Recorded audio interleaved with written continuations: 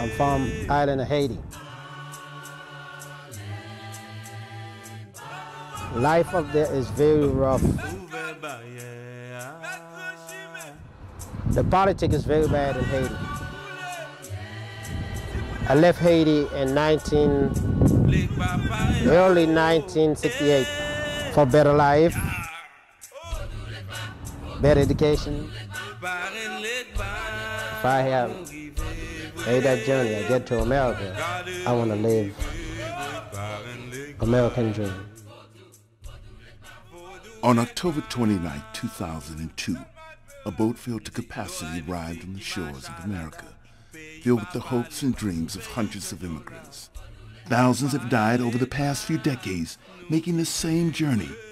The boat navigated into Biscayne Bay off the coast of Miami, Florida, just a few meters from shore.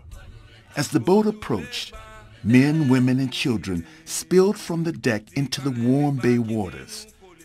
Over 200 passengers have risked death to make this hope-filled journey to American soil. Wading to shore, their hopes of experiencing the American dream seem within their grasp.